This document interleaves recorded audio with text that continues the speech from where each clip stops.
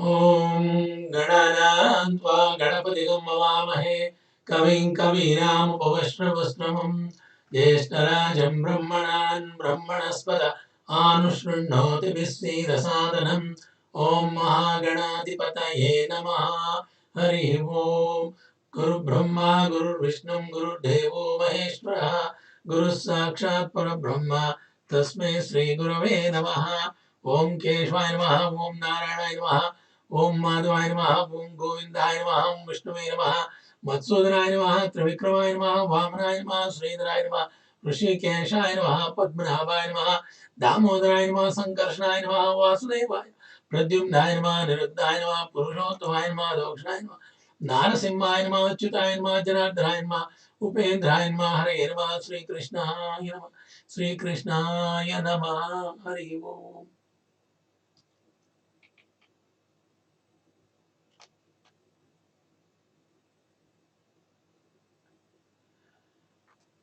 ॐ ऐं ह्रीं क्लीं चामुण्डाय विच्चे ॐ ऐं ह्रीं क्लीं चामुण्डाय विच्चे ॐ ऐं ह्रीं क्लीं चामुण्डाय विच्चे ॐ ऐं ह्रीं क्लीं चामुण्डाय विच्चे ॐ ऐं ह्रीं क्लीं चामुण्डाय विच्चे। We were discussing about the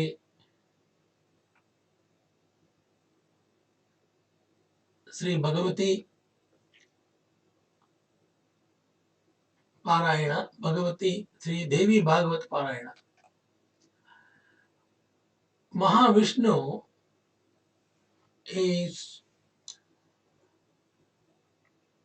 and relation between Mahavishnu and Bhagavati. Bhagavathi is controlling all three murtis, Brahma, Vishnu, Maheshwara, just like a remote control, what we are using for remote control. So whatever she wants, the direction will go to Vishnu or Brahma or Maheshwara. There is an interconnection meditation between all the time. You can see in the picture of Mahavishnu, Maha Parameshwara or Maha Brahma, they always meditate upon Bhagavati Devi. So that's why Bhagavati Devi is going to control Trimurtis like a remote control. Dev Bhagavati or Vidya is known as an amalgam of three characteristics. One is Sattvika Shakti, reflected by the goddess Lakshmi. Rajasika Shakti, represented by goddess Maha Sarasvati. And Tamasika Shakti, known as Maha Kali. The Mahashakti is represented by the Trinity, Brahma, the creator, Vishnu, the preserver, and Shiva, the destroyer. In the introductory recitation of Devi Bhagavatam, sage Suta Maharshi quoted Narada Maharshi as having confirmed by Lord Vishnu himself to Lord Brahma that his own primordial energy of universal existence is the result of her empowerment to Mahavishnu to execute her commands. Mahavishnu reiterated that he is subserved to Devi Bhagavati and is always in her tapasya or meditation, but at the same time enjoys freedom to possess the company of goddess Mahalakshmi, to incarnate himself in various forms and features, sometimes as Dashavatara. What we see in Dashavatara is Meenavatara, first one.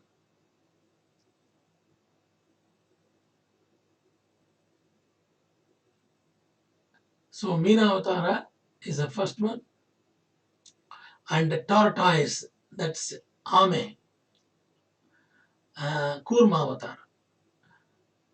And in so are various forms and features, sometimes as Rama, and sometimes Vamana, sometimes as a lion, Simha avatar, Simha, Narasimha, and sometimes as Parashurama, sometimes as Krishna, sometimes as Buddha, and sometimes Kalki.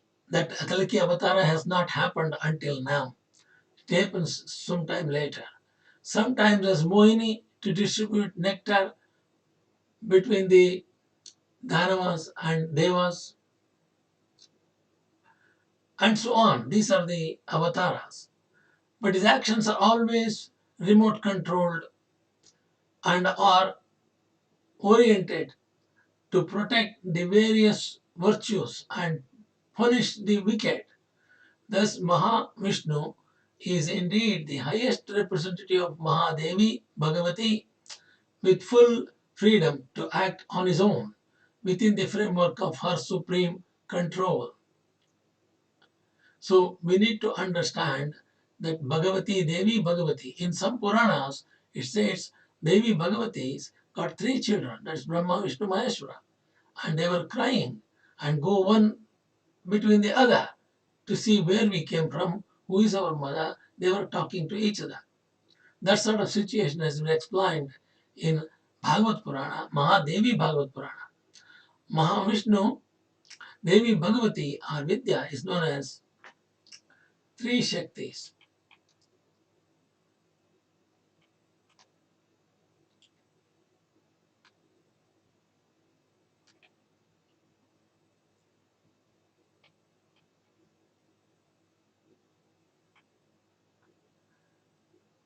And there are three Devis, Mahalakshmi, Mahasaraswati, and Mahakali, or Parvati, or Vasavi Kandika Parameshwari. They are all one and the same of Avatara of Kali.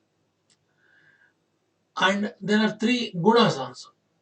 Sattvika guna, Rajasika guna, Tamasika guna. And these gunas are also controlled by Devi Bhagavati.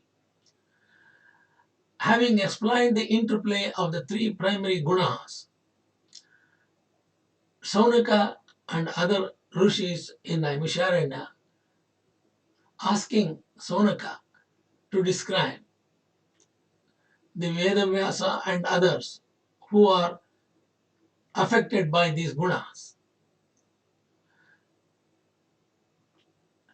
Memorable Vedavyasa Maha Rushi himself was smitten by the desire of getting a child. In this context, he gives two relevant examples of obsessions experienced by Chandra for Tara, who is the wife of Brihaspati Guru, and the king Pururava.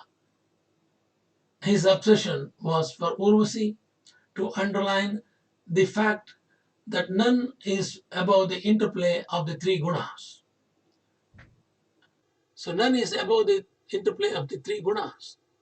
Brihaspati, the teacher of the Devas, he is a guru for all the Devas, all the Navagrahas and all the Devas. The teacher and had a beautiful wife called Tara. Once Chandra, the moon, visited the house of Brihaspati, the guru, and instantly fell in love with Tara. And Tara too reciprocated her romantic feelings. In course of time, she deserted Brihaspati and moved to Chandra's house. On her own account, Brihaspati approached Chandra and consoled him that this romance with his own guru's wife was not only illegitimate but a blatant infringement of dharma, which could attract a sin tantamount to Brahmahatya or the murder of Brahmana and asked Tara to be returned to him. Chandra declined to do so as Tara came away out of her own desire. Brihaspati visited Chandra again, but the Chandra was adamant to return Tara, saying that the couple were madly infatuated mutually. Brihaspati warned Chandra with the dire consequences and approached Indra for solving this problem. Indra himself faced a situation similar, but his role was as a chief of was a cheat by misrepresenting uh, the Ahalya's husband. He represented he went and presented himself as Ahalya's husband Gautama Maharishi.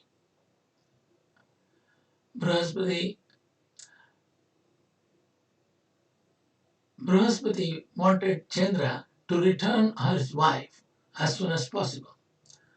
Indra himself be a cheat for mispresenting as sage Gautama in Ahalya's bed and received a curse to imprint genital marks all over his body.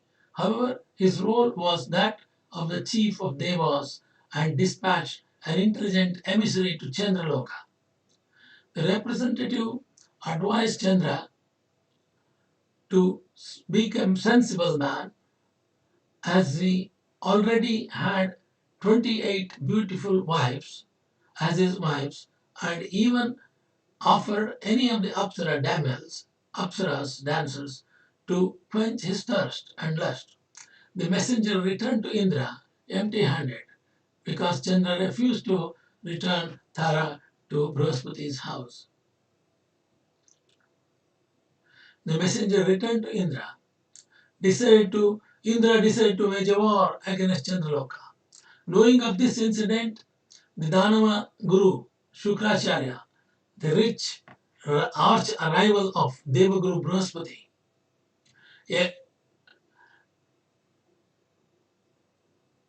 and he wanted to support Chandra against Brihaspati because the rival gurus, one is Danava Guru, one is Devaguru.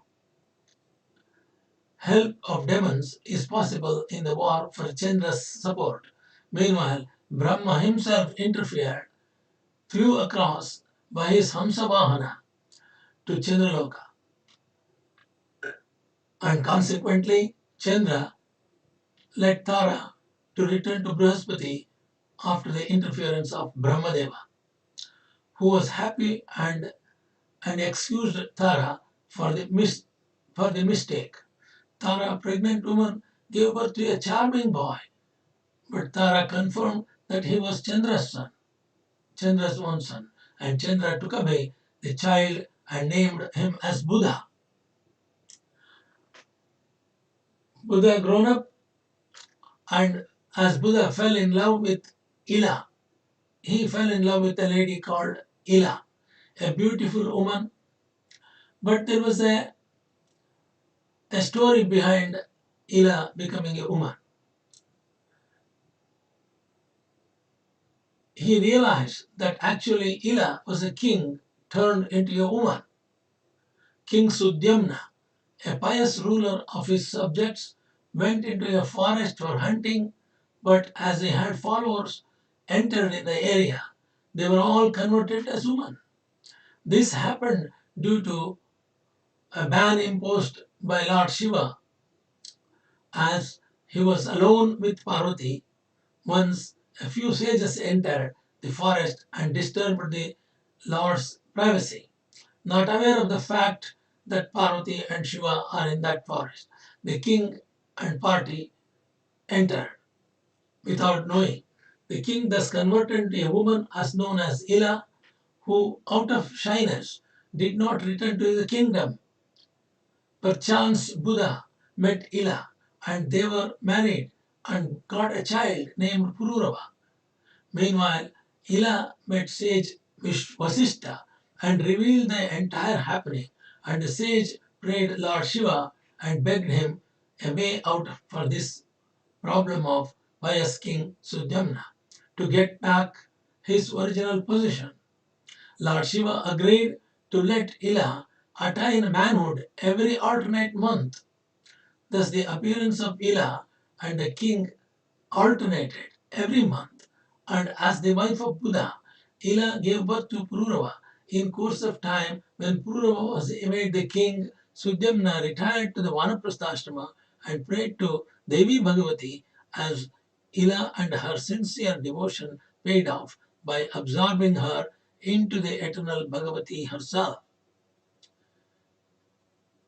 The king Pururava fell in love with Apsara Urvashi. King Pururava proved himself as a model king, ruling according to Dharma Varnashrama Dharma and the Vedic principles. Meanwhile, Urvasi, the celestial dancer in Indraloka, received a curse from a sage to leave to the earth for a fixed time frame. Because of that curse, she came to the Bhuloka. On learning about the best possible choice as a suitor in King Pururava, it was not difficult for him to be fallen in love, and she agreed to marry him on the three conditions. So Urvasi put three conditions to Pururava: that she would consume only ghee, clarified butter. What they do, boil the butter until it comes to one stage, and then filter it, and pure ghee is coming, and the rest is discarded. That is ghee, clarified butter. On learning about the best possible choice, she fell in love with Pururava, and Pururava agreed to marry her, and she put these three conditions.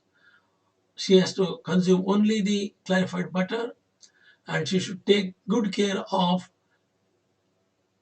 two goats, sheep, that she brought from the Gandharvaloka, and that she should not view his bare body except in bed. Fully mesmerized by her presence in his company,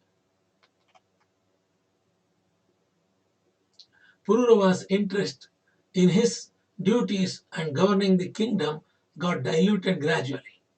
Meanwhile, the time frame for her curse was over, and Indra sent his persons to steal the sheep.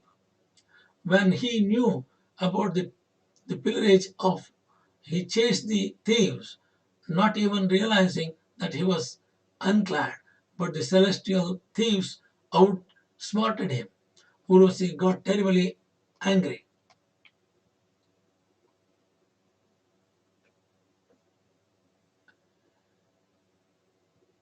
Because he is not able to keep these three conditions, Pururava, she told Pururava that because of failed to look after his sheep, she left him for heavens, and Pururava's frustration and pangs of separation got him distressed to such an extent that he wandered various places aimlessly.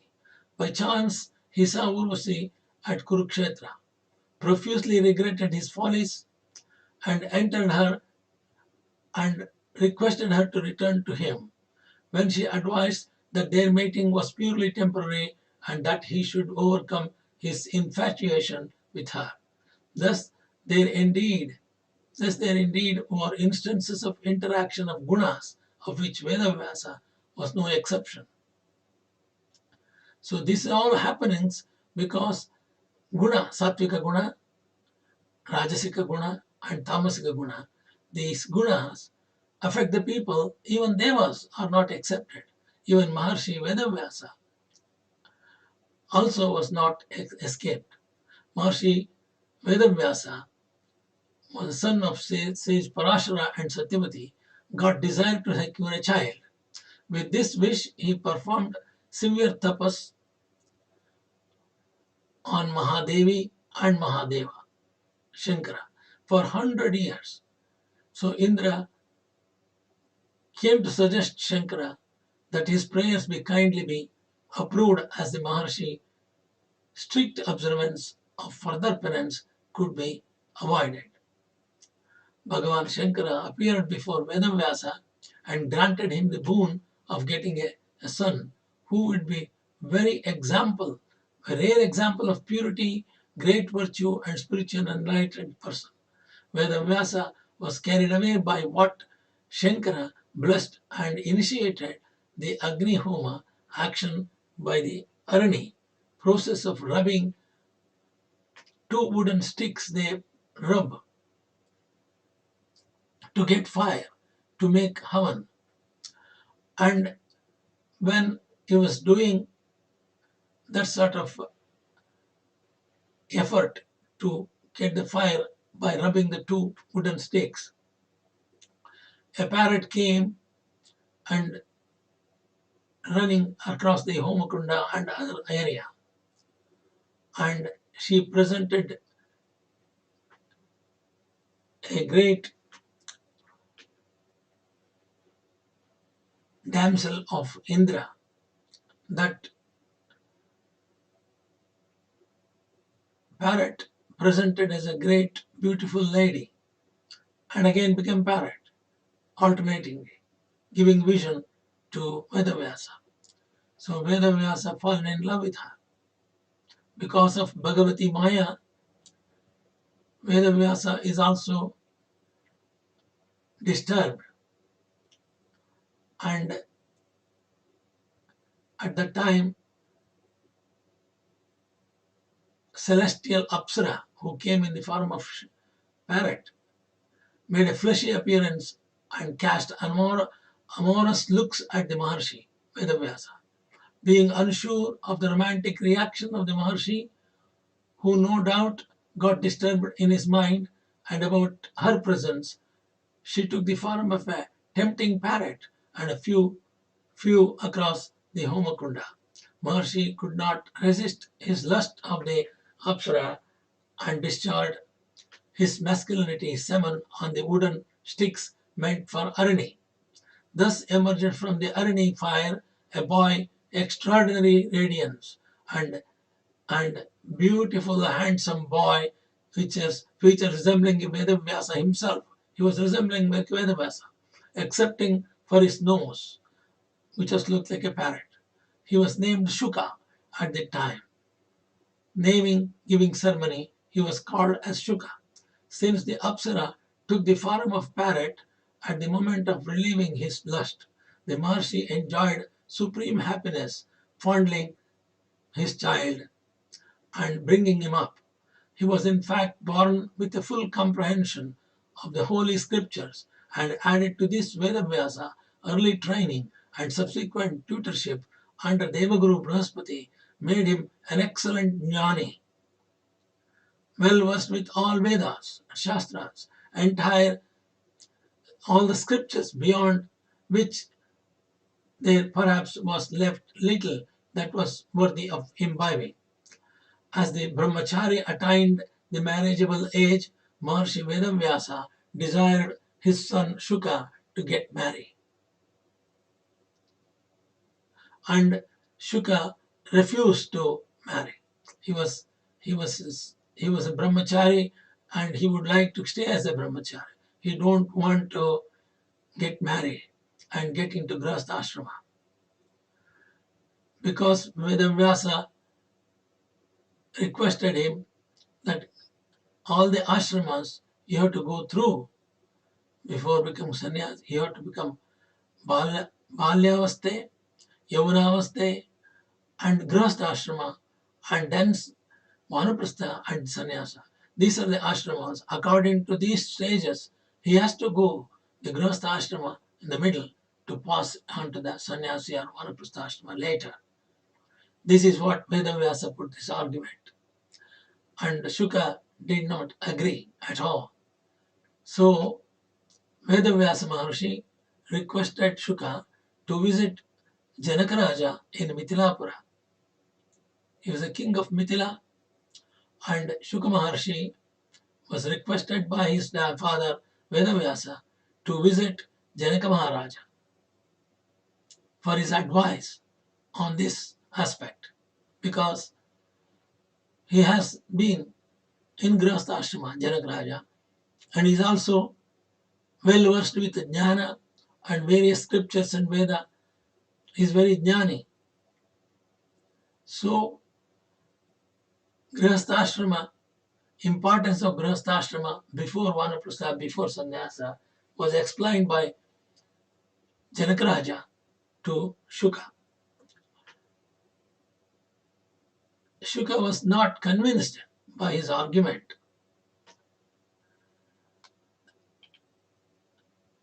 The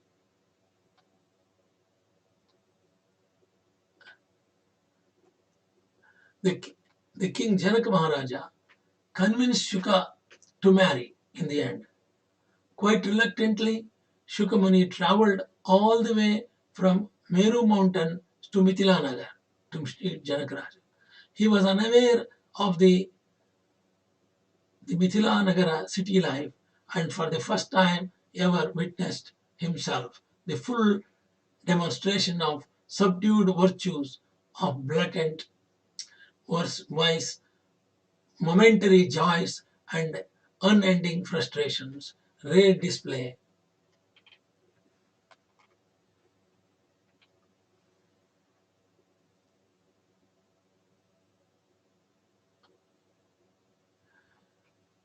When he went to the Mithilapura, the gatekeepers stopped him to ascertain who are you, Shuka's personal credentials, and made him wait for days together. Finally, some ministers had and officials inquired about him and found out that he was the great son of Vedavyasa Maha Rushi. So he was ushered into the palace and welcomed with grand luxuries for 8 days, and offered him the service of the maids in the palace. But there was little reaction in the mind of Shuka. The Muni, Shukamuni, met King Janaka in his court with full blast of music, dance, and wine all around. So there were festivities in his favor and in his honor of Shuka. He was offered a full glass of milk and was asked to greet uh, the beauties of singing, dancing girls around him.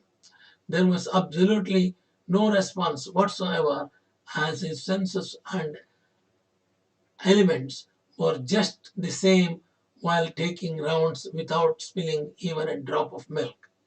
The king, who was described by Veda Vyasa, had the status of Jivan Mukta.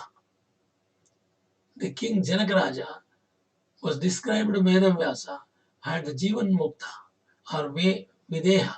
That means without body but alive. He was attaining mukti, was surrounded at the boy's equanimity, and declared that he might as well return to Vedavyasa as his son, and a virtue of par excellency, and that was most inflexible. But the mission for which Vedavyasa referred Shukamuni to the king Janaka was to make Shuka agree to marry. Hence, one-to-one dialogue was arranged between Shuka Maharshi and Janakaraja.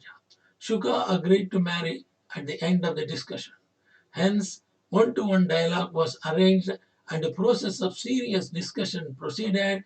Shukamuni argued as he had done with his father earlier, summing up that he would rather the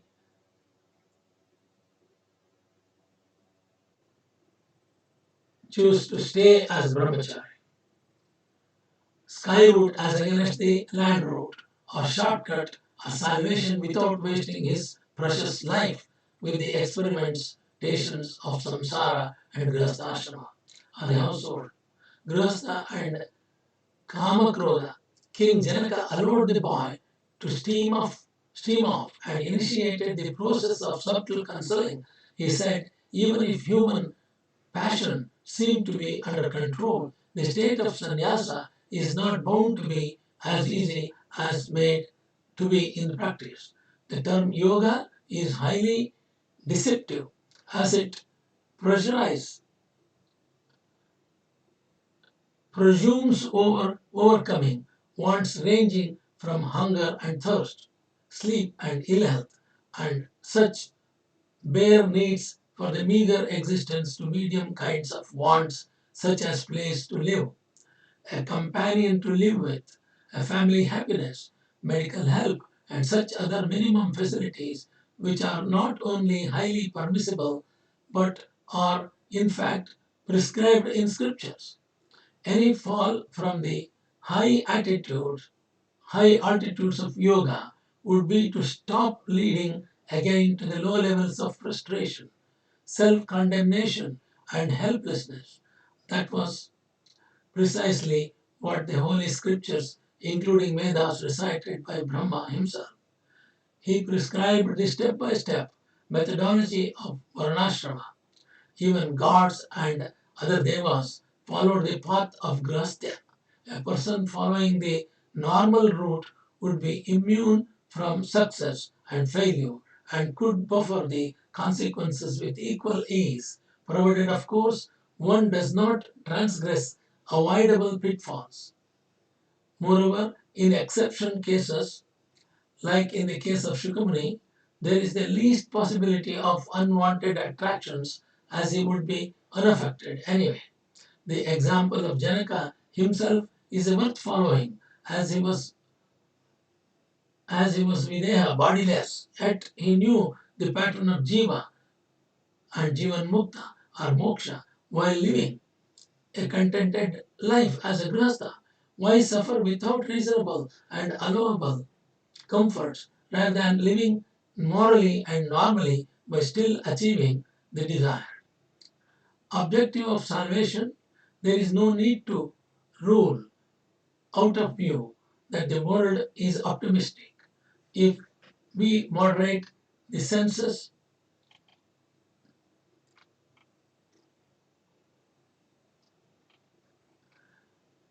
if we execute the control of the mind and, and character and guna, instead of complaining that world is a hell and full of misery and meaningless and meanness. Also, how could one enjoy the effect of coolness unless the deadly impact of heat is suffered? A karma yogi who practices and controls and discipline. A karma yogi who practices and controls the discipline like a dew drop on a lotus leaf golden would have the golden mean of enjoying the satisfaction of good living and parama, the attainment of the final goal.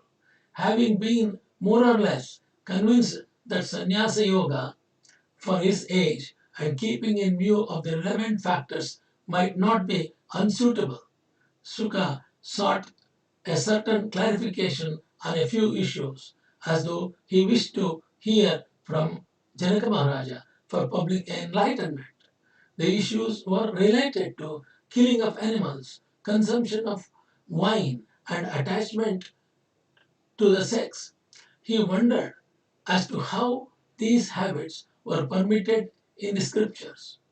As regards the aspect of meat eating, scriptures allowed animal sacrifice for the purpose of yajna and specified ceremonies like Ashwamedha Yaga, goat and other scriptures, sacrifices of animals, and so on, only allowed in those yugas. But in Kali Yuga, that is not allowed.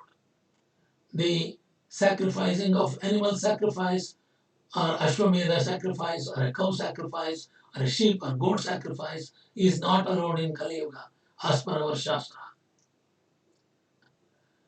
It was allowed in the Treta in so many earlier yugas. Not even in Treta Yuga, Rama abandoned killing the horse. Ashwamedha Yaga they did it, but they didn't sacrifice the horse. This is what happened in Treta Yuga even. Indiscriminate killings for the sake of enjoyment of meat eating is not dharma. Similarly, drinking somarasa is strictly as an integral part of yajnas invoking a gods through fire sacrifice involving elaborate procedures through the chanting of relevant mantras and are purely religious orientation. So this again, it is not allowed in Kali Yuga. Drinking wine and arranging the havan and all these things are not allowed. Gods through the fire sacrifices involving elaborate procedures, through the chanting of relevant mantras, and are of purely religious orientation. For instance, a person performing certain sacrifices or yajna as per established format approval by scriptures are known as sannyasis or jnanis and are highly revered. But consumption of alcohol is never approved for personal enjoyment. So is the case of involvement with the woman. Indeed, the scriptures approved blanket sex between the husband and wife, excepting with a lawful wife only, not to only for procreation purposes only. After the children, they are not supposed to have any sex. This is what the olden tradition was like that. Excepting with a lawful wife, there is no other person to have a sex. This is what the tradition, and that has been approved even Shastra in Kali Yuga also. We do have that same rules now. With all the discussion, Shukamuni agreed to marry, but he still adamant that he is going to continue the celibacy after procreation of children. Munishuka wedding salvation thereafter. Munishuka returned from Mithilapura, changed person, and to the greatest delight of his father Vedavyasa, married the daughter of Muni named Pivari, and they had 4 sons and a daughter, all of whom were happy in their weddings too. Maha Muni selected Mount Kailas subsequently to practice higher discipline of yoga and achieved siddhis of Anima Siddhi, Lagima Siddhi. Lagima Siddhi means becoming very small. Anima Siddhi means becomes bigger, as much as bigger. For example, Hanuman had these siddhis. So he became very big when he wanted to become big, or he becomes very small when he wanted to become a small, as per his wish. So that is called siddhi. Anima Siddhi, Ligama Siddhi, and so on, and finally ascended further from the top of the Mount Kailasa to realize self-realization to join the Supreme Bhagavathi in the end, Shuka Maha Rushi. As Veda Vyasa got shaken up from his son's absence and practiced heavy penance, targeting Maheshwara as the embodiment of Tamasaguna, the Lord appeared in front of Vedavyasa and gave him the boon that he could always find Shuka in his own shadow. After the departure of his son, Vedavyasa was a frustrated person and carried on with his disciples Asita, Devala, Vaishampayana, Jaimini, Sumanta, and others. These are the 4 disciples taken 4 Vedas as studying and becoming a teacher on that.